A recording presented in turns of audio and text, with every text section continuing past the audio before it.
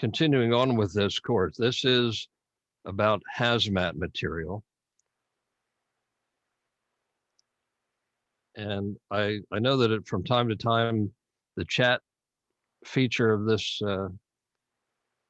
program comes up. I don't always see them. If it comes up, I hope to get a notification and be able to get over and see that. We're starting off in topic 26, hazardous material awareness. And some of you may have some idea about hazardous materials, but you might get in a situation where you have to know about hazardous materials, and I'll add a little personal experience in this as we go. The hazmat incidents, or to assist in emergency communications in such incidents. And what is a hazmat? It's any substance or material which, if released in an uncontrolled manner or spilled, can be harmful to people, animals, pets, crops, water systems, or any other elements of the environment. And you might be surprised at some of the things that they consider hazmat these days. These hazardous materials could corrode other materials, explode if easily ignited. They could react strongly with water, are unstable when exposed to heat or shock, are toxic to animals, humans, or other environment. And these are things that they could be: explosive gases, flammable or combustible liquids, flammable solid substances, poisonous or infectious substances, radioactive material, and corrosives. And there you see some cute little pictures of people in hazmat outfits. Sources: chemical plants, service stations, hospitals, hazardous material waste sites, and transport vehicles. Tractor trailers often will smash and spill their contents. Could be anything from food items to paint, or to who knows what. Paint is actually considered a hazardous material, and yet we paint with it. So I guess in higher doses, it could be that. On trucks, if you have a CDL license or know anyone that does, they have to know all these that I'm about to show you. My brother, who is now 72, still drives over the road. He's a truck driver, and they have to pass this test. He was explaining it to me about 2 years ago. He had to go over this hazmat thing. He said, "Man, I can't remember them all anymore." I said, "You lived with it your whole life?" He said, "I'm old now." So I'm starting to understand what he means. It shows your class, a chemical class at the bottom, and the symbol which relates to what the material is, and the name of what it is, or the chemical number as it is in the book. And that 1203 apparently is a gasoline tanker. I'd have to ask my brother about that one. Here's some of the others you'll see. I won't go over them all, but I know we see them all over the place. I have 2 tractor trailers here on the property that I store sound equipment in, and they have these triangles on them with flip things. They can flip them. You don't have to keep putting a different one. They just change it as they go. And for fun, I'll put radioactive up sometimes. When people are around, it might keep them away, but they laugh at me mostly. Hazardous chemicals in the buildings, these are different from what you saw in the trucks. And they, flammability, health, or yellow for radioactivity, and white for special hazards. And this is how you'll often see them when they're in a building. And you're supposed to know what those numbers mean. We don't, but if you want to read more on it, the Hazmat Incident book is available. And the current one, this one's an old one, from obviously an old slide, but they're available at DWRL Library. You can buy them. And the guidelines, you should do all these. You have to know all these so you know how to react. Call for help immediately and let experts handle the situation. If you come across a hazmat incident, don't go near it. It may be something you're not prepared to deal with. If it's outside, simple, make it's all common sense. Stay upstream from it, uphill, upwind, and don't attempt to get closer so you can read the placards or anything. What I would do, if your phone is like mine, that's new Samsung, you can zoom in on pretty much anything, and you can read it that way. If in a motor vehicle, stop, find shelter if you have to get out of the way. If so, or if you're asked to evacuate it, don't ask why, just leave. And if requested, stay indoors, shelter in place. And you often see that on the news, stay inside. And during the incident, you may be able to see from a safe position, but look for the 4-digit number on the placard or orange panel, 4-digit number preceded by the initials UN or NA on the shipping paper if you get that close, or the package or drum, and the name of the material on the shipping papers and the placard or the package if you're calling that incident in. All that's very important for them to know. When reporting a hazmat incident, include the following information. First, tell them who you are. They'll ask you what you're doing there, probably. Give your current location and the location of the incident, street address, cross streets.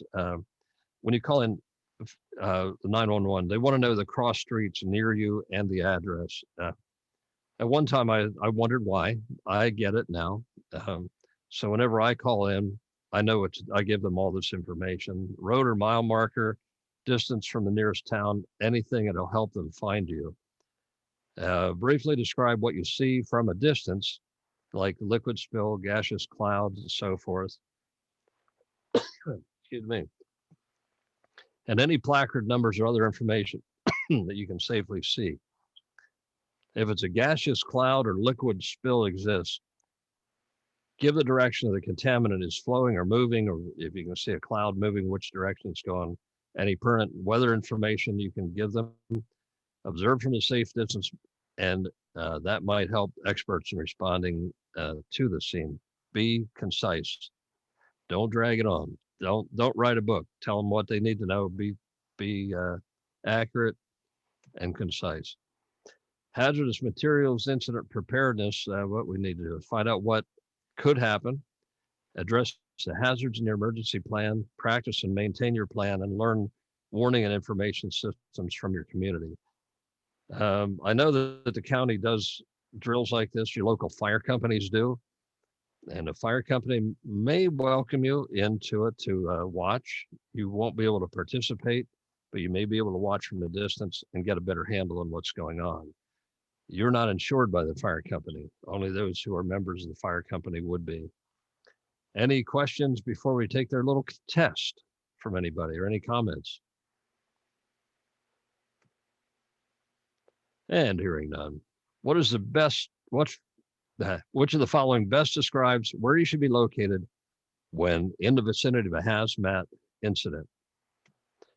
First one is the answer: far away enough to ensure your safety. Always safety first, because you only get one you. You don't want to mess that up. Which federal agency is responsible for warning the public about hazard materials, containers, and shippers? The last one here is the Department of Transportation. If it's on the road or on a boat, it's transportation. They're who you need to contact. And before transmitting an area of hazmat incident, what should you always do before transmitting in the area?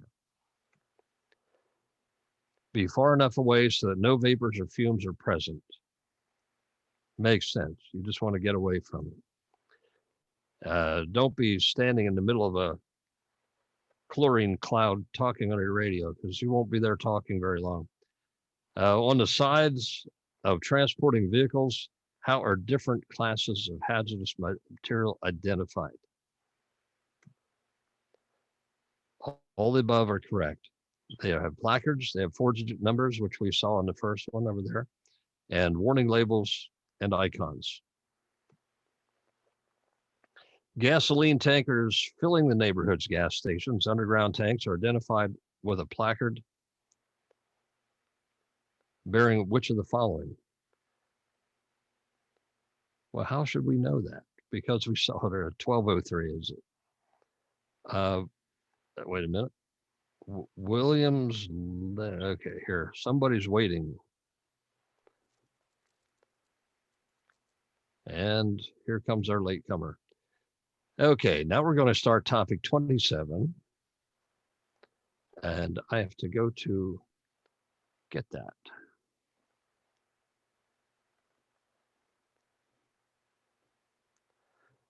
Okay, did that show up, or do I have to reconnect? We're seeing end of slideshow. Okay, that's what I thought.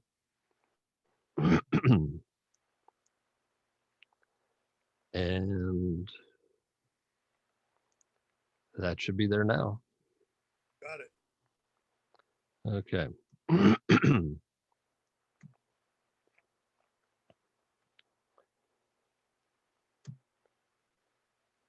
Topic 27, marine communications. And of course, that means on the boats. Vessel is a general term used for all craft capable of floating on the water and larger than a rowboat. So the Pride of the Susquehanna is a vessel. A ship is a general term for larger seagoing vessels of any kind, every kind. And a boat is a term applied to smaller craft propelled by oars, sails, or engines. And a marine is an adjective meaning related to or connected with the sea. The marine radio frequencies, I think we covered this at some point, are in the 156 to 162 range. And the effective range is about 10 to 15 miles, ship to shore 20 to 30. It's VHF over water for the most part, and it handles exactly the same as our 2-meter bands would. The vessels that routinely travel outside this distance generally have medium wave or HF single sideband communications or both. Um, that medium wave is somewhere around the 20 meter band, and CW is on medium wave or HF. They don't use it anymore. And no license is currently required for pleasure boats operating on the FM channels in the U.S. territorial waters.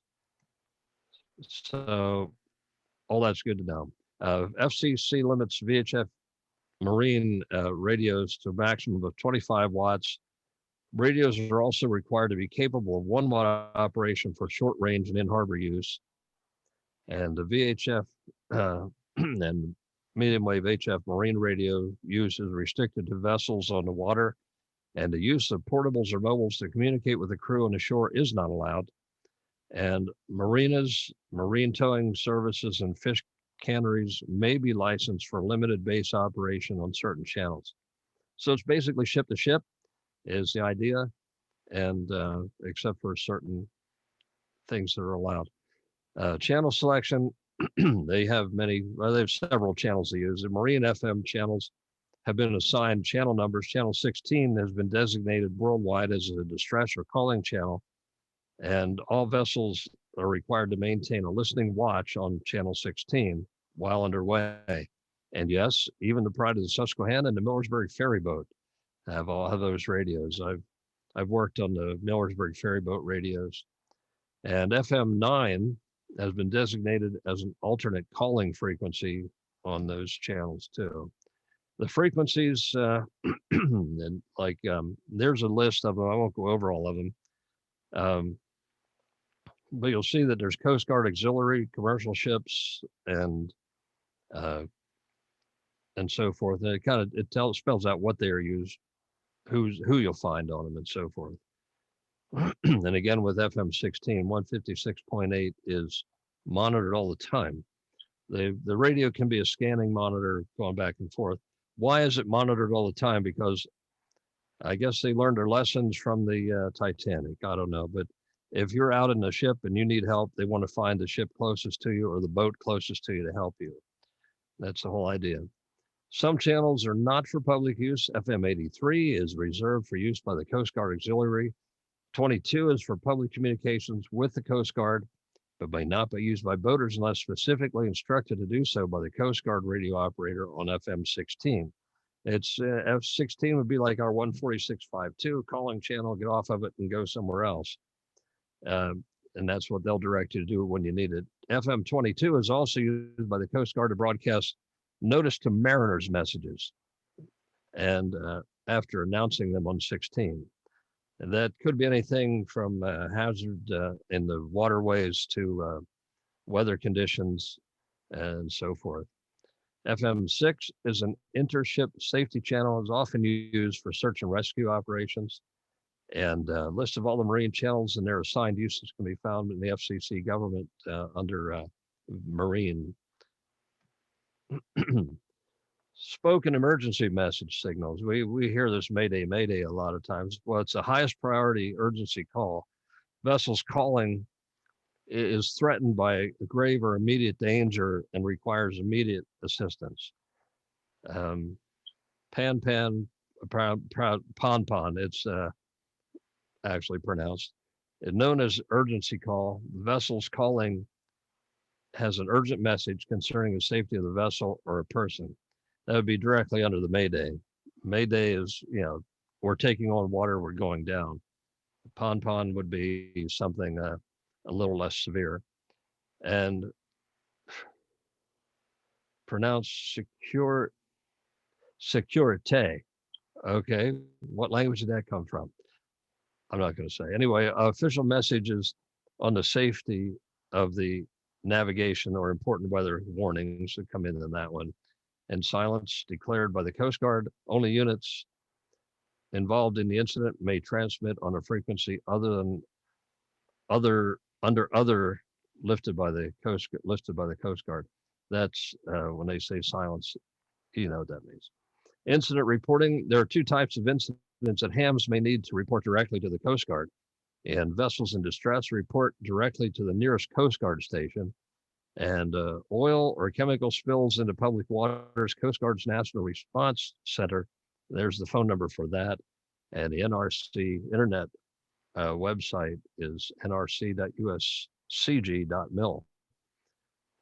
for incident reporting directly on the internet. And yes, there are Coast Guard auxiliaries all up and down the Susquehanna River. You'll find them there and other waterways that we have in our area. How to handle a distress call is this one. Listen first to see if the Coast Guard responds within a minute or two. And if not, attempt to gather the following information. And if you're listening and you hear that, you give them a chance to operate. And then if they don't, then you can come in and listen and take the message. Attempt to gather the position of the vessel involved. Better be ready to write this stuff down. They'll give you GPS coordinates usually. Number of persons on the board, nature of the distress, name of the vehicle, vessel, call sign, if any, if they have one, length and type of vessel, color, any descriptive features like number of masts, flying bridge, and so forth, and weather conditions on the scene, on board emergency equipment like a life raft, emergency position indicating beacon, the class of it if possible, of the EPIRB. And the frequency being used to communicate with the vessel. And then you contact your 911 dispatch or the closest Coast Guard auxiliary facility by phone. In some cases, a local fire or police boat may be able to respond more quickly than the Coast Guard. Like River Rescue in Harrisburg is really excellent in that. Identify yourself as an amateur radio operator relaying the message. That's really important. And pass on all the information you gathered and assist as requested. And provide your name, phone number, other means of contact so that responding local public service agencies or the Coast Guard can reach you if you need to. They will ask you for all that, and they'll tell you if they need you to stand by or not. If they tell you to go away, you just back off and let them handle it. That's really the way it is. We did our job. We got them the people they need. Routine communications in this. Calling a vessel in a maritime channel is very similar to 2 meters. If using channel 9 transmit, the name of the vessel you want to talk with twice, followed by your station's name twice, and the channel designation. Fishy business. This is the name. These boats get great names. Fishy business. This is Dreamboat, channel 9. And you listen for 30 seconds before repeating the call. And once you get the answer, direct the station to a shift to a working channel. Fishy business. This is Dreamboat. Shift to channel 69. And come on, you got to go. Bye. Here. My friend wants to sit on my lap while I'm talking. Routine communications. The FCC is requires you to identify your vessel on each transmission, although some stations shift to a shortened call after contact is established. The use of 10 codes and Q signals is not permitted on maritime VHF FM. And you'll find that a lot on on any of these communications sources that we'll be helping with. If you get used to hearing the old TV shows like Adam 12 and what was that one with Rampart? Anyway, they always had 10 codes. And of course, so did Smokey and the Bear, but we don't use them in emergency communications. Q signals, of course, they wouldn't be permitted because that means nothing to those people. That's only for CW here on ham radio. So Marine medium wave HF, U.S. Coast Guard's on 2182 kilohertz. That's their calling and distress frequency. And the frequencies assigned are available on the government's website to see them. And many boaters carry HF radios on board. Amateur radio maritime nets are used. Of course, that's on 14.3 and probably branch off from that. And on the ARRL website, you'll find them listed under nets as well. Actually, a long time ago, the first time I was on a boat, I walked in and I said, "Hey, you got a ham radio in here?" And they said, "Not like it'll work on your ham bands, but that's not what we use it for." And then he explained the whole thing. That was a guy who actually lived on a boat. Any questions before we go on, or any comments? Everybody's not talking tonight, except Dan. Okay, what is it permissible to utilize channel 22 on the maritime bands? Only when directed by the Coast Guard. And what should you do if you hear an unanswered maritime distress call? Of course, you listen for a response. If none, respond, and then gather all the information possible. Contact the nearest Coast Guard facility. And 27, when must you identify yourself on the VHF FM maritime radio? That's answer is D, on all transmissions. Not like ham radio where you can talk for 10 minutes and then do it, but you got to do it all the time. Which vessels operate on medium wave or HF single sideband? Any vehicle, well, let's go to the second one here. Only seagoing vessels that operate outside the range of UHF or VHF FM radios. And what channel may be used for calling another vessel? Both 9 and 16. And 16's your standby ones. Okay. Any questions while I switch slides? One comment. Yeah, go ahead. Coast Guard stopped monitoring 2182, must be 8 years ago. Oh, did they? Okay. That's good to know.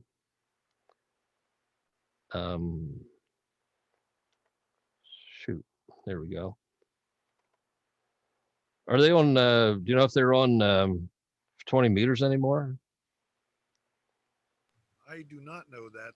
There were a bunch of maritime bands that went from 2 megahertz on up. But as far as where the Coast Guard specifically camps out now, I'm not sure, but an awful lot of this stuff on seagoing vessels is now just on satellite. Oh, okay. I'm trying to think how long ago. When it had to be over 6 years ago, 7 years ago, when I was on the boat where the guy was living on it, and I saw those radios. But they stopped the Morse code watch on 500 KC. I think, like you said, about 8 years ago, when they no longer monitored CW. Okay.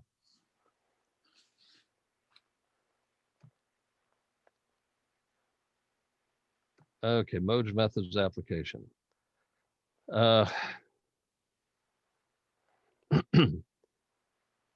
Communication modes fall into several categories. Point to point, that's telephone, fax, digital radio modes. Multi-point, that's voice, CW, some digital modes. High precision, that's fax, email, and digital modes. Low precision, voice, CW, and telephone. High priority is voice and telephone, and low priority is fax, email, digital modes, and CW. And some concepts to consider continued. Messages may fall into the following categories, into similar categories. Point-to-point messages are intended for one party. Point-to-multipoint messages are intended for a group. Multi-point-to-point messages from members or a group directed to one station. High precision lists of items, medical or technical terminology specialized on detailed information or detailed. A low precision would be traffic reports, damage estimates, simple situation reports. High priority is fast delivery is critical on these messages, and low priority are messages that can be delivered in a more relaxed time frame. Each type of message should be sent using the most appropriate mode, taking into consideration the message's contents and its destinations. Scenario is a localized flash flood hit North Florida County a few years ago, prompting the evacuation of low-lying neighborhood. The Red Cross opened a shelter in a church several miles away from the affected area, and ARES was mobilized to provide communication support. In this example, the shelter still had electricity and phone service. The ARES operator on duty was using a battery-operated 2-meter handheld radio with a wide area repeater to talk to the Red Cross headquarters across town. And the ham was reading a 3-page list of names, addresses of evacuees who had to be checked into the shelter. To ensure proper transcription, he was spelling each name phonetically, pausing after each name to see if the headquarters station needed fills. And it's time consuming. The operator had been reading for almost 15 minutes and was still only on the second page of that list. And then 10 feet away from his operating position sat a fax machine. The EC turned on the fax machine, dialed the Red Cross fax number, fed in the remaining page of the list.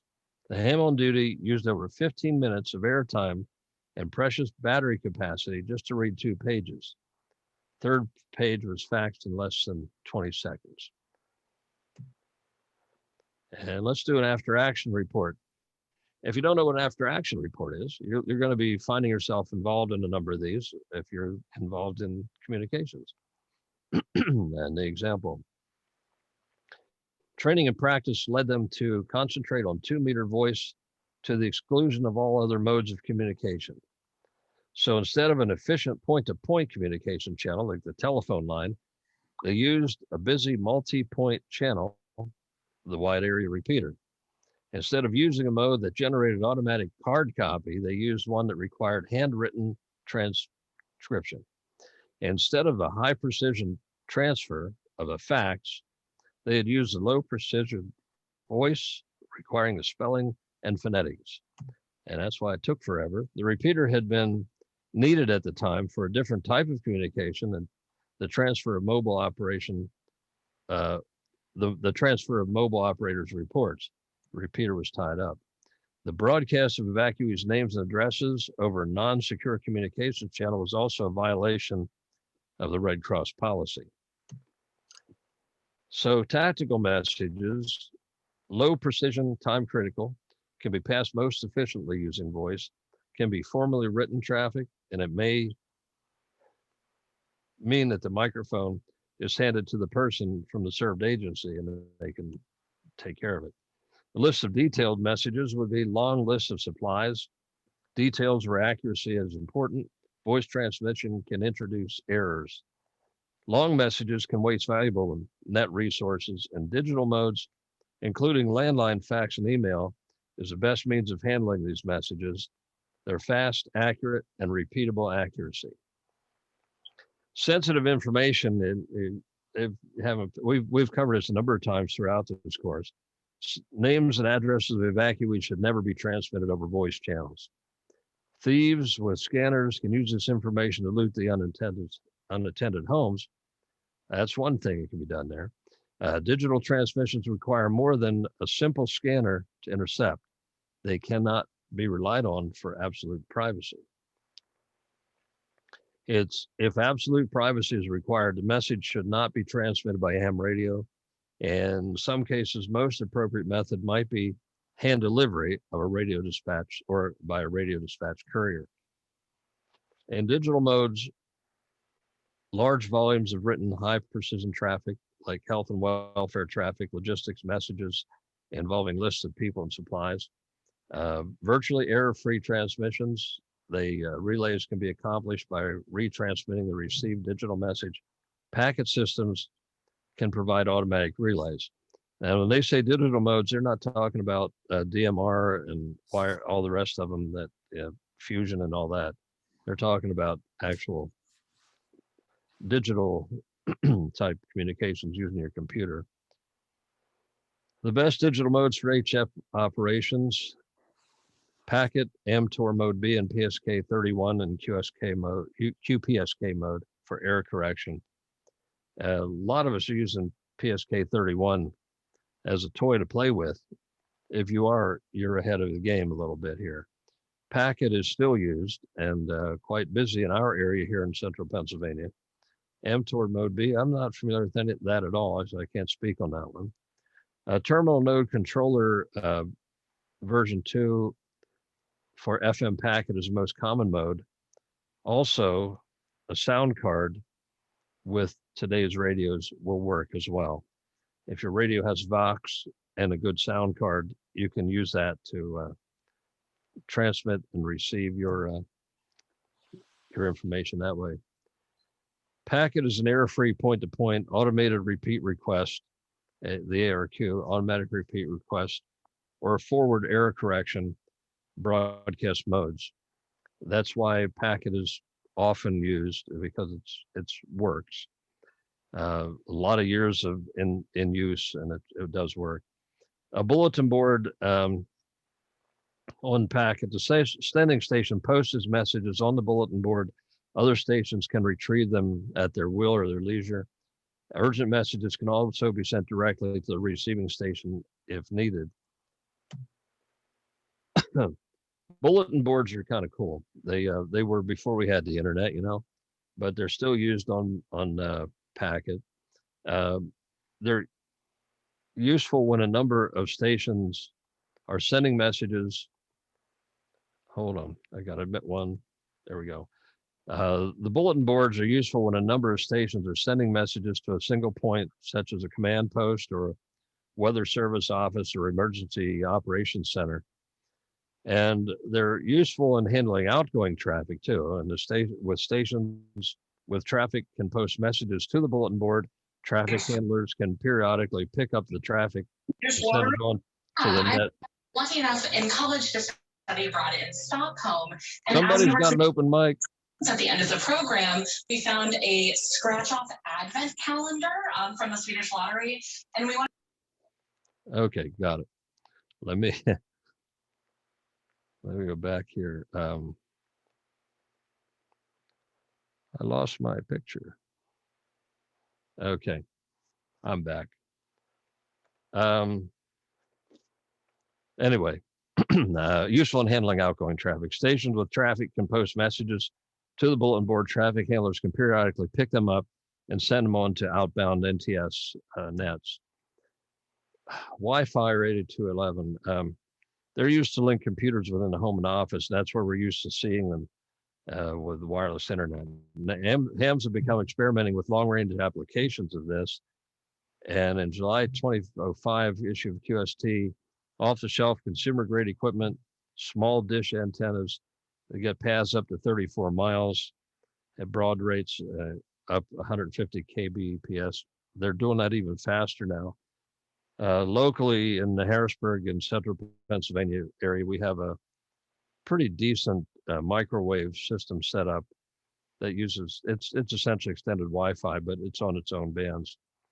And we get some long distances out of that stuff, and then they're repeated on. So there's a process of getting that made into a more useful than it is now. It's very useful. CPIN is what they're calling it. I forget what it stands for, but it's Central Pennsylvania IT Network. There you go. I was hoping you'd jump in and say that. So it does work. It does require to have the point-to-point stuff. So a lot of it's up on mountaintops, and at agencies where we can get it put in, it's been done. And that's handled a lot by the Central Pennsylvania Repeater Association, or Gary Blacksmith runs that too. And if you want more information, I'm sure Dan would be able to tell you better about it than I am. So you might want to contact Dan there when you want to learn more. AMTOR Mode B, amateur teleprinting over radio. The sending station sends up each character twice. Receiving station does not acknowledge the data received. If the receiving station matches both instances of a character, that character will be printed. Otherwise, some error symbols are printed. Advanced teletype mode with forward error correction, it is, and it's ideal for precision messages over long distance. PSK 31, which a lot of you may be familiar with, phase shift keying, 31 baud keyboard to keyboard.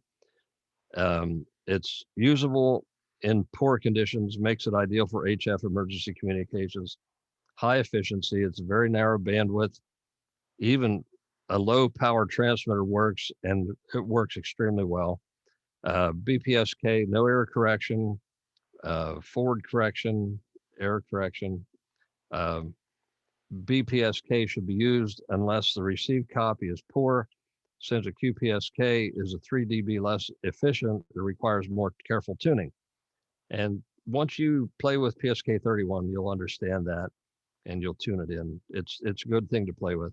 Under all but the worst conditions, BPSK will provide perfect transmissions.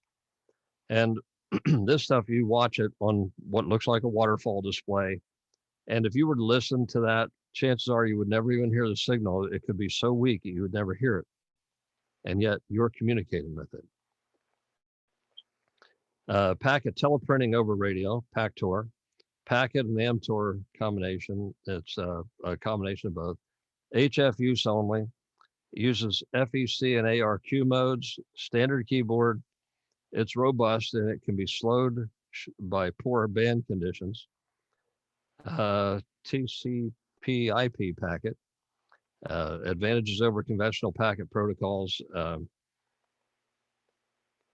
It's a TCP oriented email system. If you're familiar with the internet email, you're familiar with typing into JNOS. The SMPTE mail protocol is the protocol, and it can interface to the internet. Prints incomplete messages automatically to a printer, or incoming message, I'm sorry, to a printer automatically. It'll up to 8 windows for a multiple session can be opened. Supports multiple communications ports, multiple radio TNC combinations. It's shareware, so it's free. Network operating systems, NOS. The APRS, automatic position reporting system. It tracks the station's location. It works with a GPS receiver. Position information is transmitted to the other stations using an APRS packet software, displaying the location of the sending station on the map. It shows it up on a map. Messaging mode is similar to internet instant messaging, where quick one-line messages can be exchanged. Automatic packet reporting system, APRS, automatic reporting of data from digital weather stations is kind of its biggest use right now. A lot of manufacturers are including the ability for APRS in their handheld radios now. MCOM APRS used. Locations of various emergency vehicles can be tracked visually in real time in an automated and unattended fashion. Weather and other environmental data can be reported automatically in near real time. Excuse me. WinLeak 2000. It's a digital email to radio network. HF stations use PACTOR. VHF stations use Telepac, Telnet to packet nodes. D-Star, digital email to radio network. It's on VHF, UHF. It's voice text packet is all used on it. Digital on 23 centimeters of 128 kilobits per second. Call sign squelch. Hold on.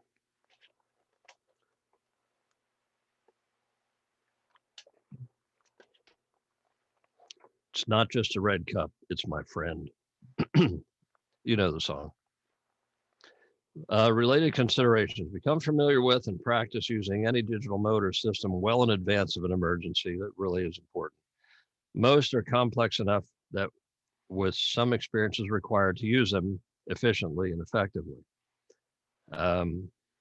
High duty cycle of many digital modes requires a rugged radio and a power supply with adequate cooling. I can't tell you how many times when we were starting with this packet, we would always have a guy that says, I know everything about it. Now, not with this packet, but I mean, with any digital communications. And we'd set up in a field and said, I'm going to send this message to that guy over there at the other end of the field quicker than you could walk it over. And there was always a problem. And at that point, I said, did this ever work for you before? Well, it shouldn't be that complicated. In other words, he didn't try it. So this digital equipment is what we used to use. And I'd say over the past 5, 6, 7 years, it became less and less needed for this kind of stuff. MFJ makes stuff that works well. And like I said, now you can do most of it with just a good sound card. Amateur television, there's a couple kinds. Slow scan TV uses a voice grade channel to send still picture line by line.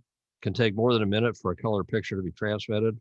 Fast scan is live full motion TV, similar to what you used to have on commercial TV, usually at a reduced property or quality. No MCOM ATV should ever be staged for the camera. In other words, don't put on a show. Amateur TV. There you get an example. If you can see.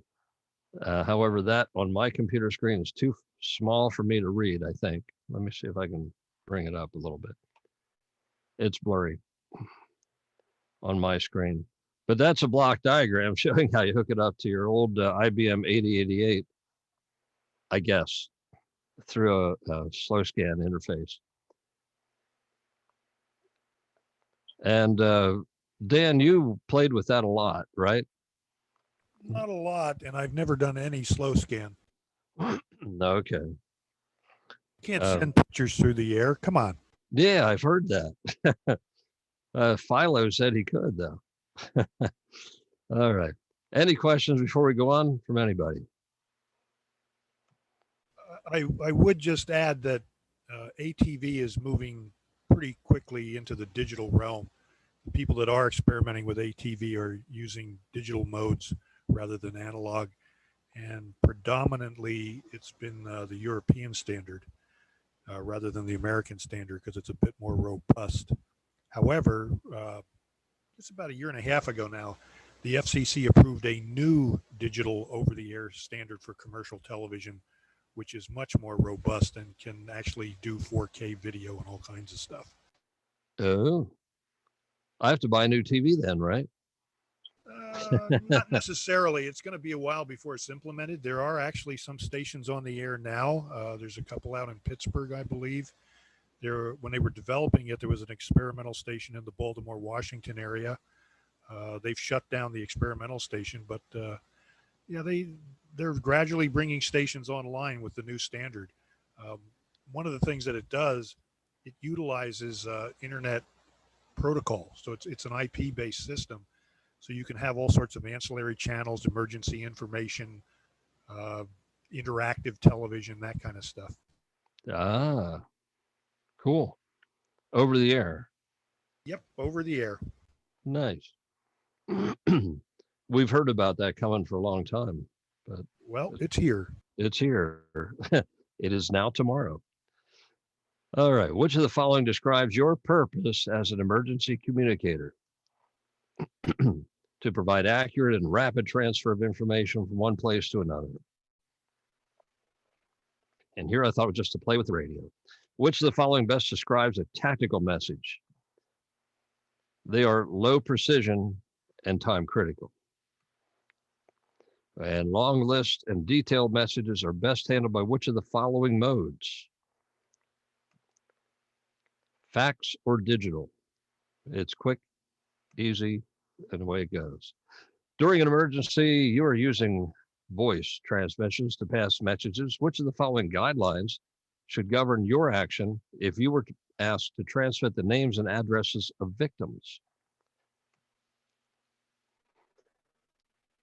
If absolute privacy is required, do not transmit the information by amateur radio. That's very simple to understand. And which of the following PSK 31 modes has error correction? Q PSK.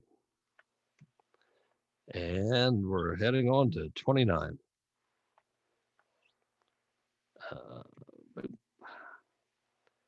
Screen sharing has stopped. I get all kind of messages on my screen here. It's okay. I got to go refill my red cup. Red Solo Cup. All right. Now screen. Okay. Here we go.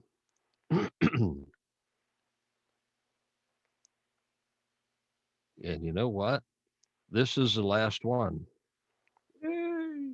It's about time, huh? All right. See, session 6.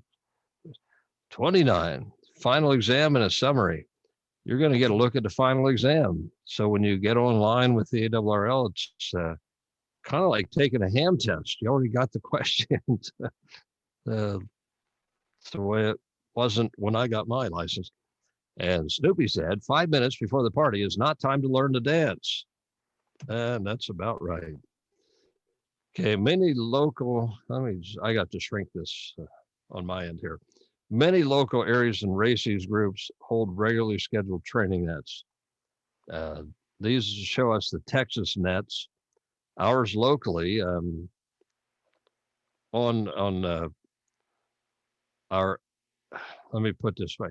Sunday mornings at 8 o'clock, there's an Eastern net on first Sunday of the month at 39.93.5 on the 80 meters, 75 meter phone. And every Sunday morning at 8:30 on 39.93.5 is a local check-in net. It's the Central Pennsylvania check-in net for ARES.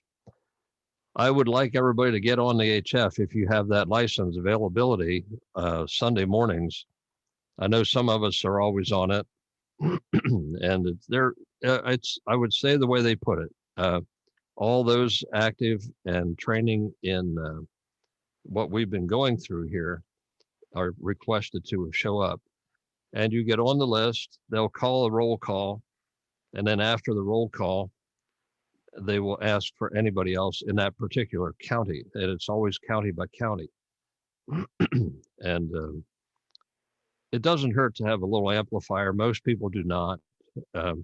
Where I'm located, I don't need much of anything. I'm up pretty high and antennas like you wouldn't believe. So I can make it work. So we'll find them locally here. Those are the ones that I know of. Other resources, ARES meetings, ARRL PIO course, Austin's, this is Texas stuff. There's CERT classes. We have CERT classes here. And once you get the hang of it and learn it, consider being a teacher and teaching others. Local classroom on the air, training sessions. A lot of the MCOM organizations do offer some kind of training. This, of course, what we're reading here is right out of the book from the ARRL. And if you're taking this, you found your local ARES for here in the central Pennsylvania area. The American Red Cross has an introduction to disasters and a disaster damage assessment courses you can take. On-air training sessions may be held on local repeaters and simplex frequencies. And we have a check-in net on Monday evenings. Sometimes that is also a training session. Public service events. Some of the best practice for tactical disaster communication is your local something-a-thon. They bike-a-thons, walk-a-thons, bar crawl. No, not a bar crawl. That's something different. The larger the event, the better the experience. Larger, fast-moving events closely simulate the conditions of experience in a disaster. You can have a planned disaster drill, which now that we're not doing the TMI drills, 3 Mile Island is down off. We don't do the drills there anymore. It's something that we may want to talk about doing is our own planned disaster and passing messages for it. That we always look to for every other year. We would have that plan on. So now it's up to us to create our own. Other resources, learning resources are on the internet. Be careful when you're on the internet because there's a lot of junk out there. Make sure you're getting them from legitimate sources. The ICS courses from FEMA, we are required in this course to take them. You take them on your own. There were a couple that came up that are being taught in some places. Keep looking for them. We list them somewhere on our sources when we find them. Communications Academy, don't know what that is. Urban Survival, there are books, there are software, all kind of things you can get. The ARECC, their EC016, is designed to train licensed amateur radio operators who will be in a leadership and managerial roles.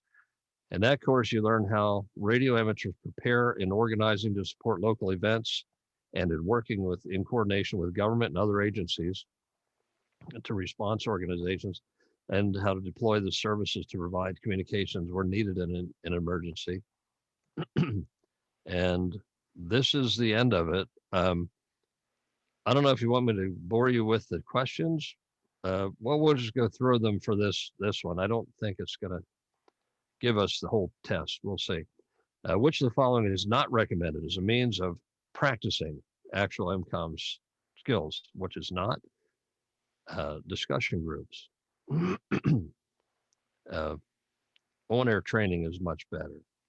And regularly scheduled nets. If we add things to those nets is a good thing. What is the purpose of the ARRL's Public Service and Emergency Communications Management for Radio Amateurs course? To prepare individuals for management level jobs such as EC, DEC, or SEC, that's Emergency Coordinator, District, and Section Emergency Coordinators in leadership or training roles. The summary, typically in these, hold on. They online, they may offer a summary for this, and I caution you against it. People were saying some years ago when we started this, read the summary, all the questions will be in it. When it comes to the FEMA courses, read the summary and you'll find all the answers in there. It's an open book test. Why go through the whole course? Go through it because it's a really good idea. It puts it in your mind a little better. It gives you scenarios throughout the course that'll help you. And I'm hoping that this helped some of you to have the courage now to go take that course, which we just went through. It'll be a breeze to you. You can probably zip through it in a day because now that you've already covered all this. And if you want to go back and look at the videos, we have them online. You can go back and look and refresh on anything if you want to. And I would recommend that you take this test, because if you want to advance in this, it is a requirement for the second level and the third of what we're training for. And when you get to the third level, you can have my job. Though, because like I said when I began, these positions that I'm in are not lifetime. They're usually 2 years at a time. And in that time, I'm given a lot of things that I have to do. And anybody that comes into it will have to teach. And how do you teach? I'm teaching from experience and also with some tools that I've gotten a hold of. I create my own slideshows. This one I got from someone out in Texas to use. And when you start teaching, the more experience you have on the floor running with it out in the field, the better you'll be able to teach what you're going into. And at some point, it won't be just me teaching, and I've been holding on to it through this. A lot of us have something we can bring to the table, and it might be stuff that you can use somewhere along the way, and you can help others learn too.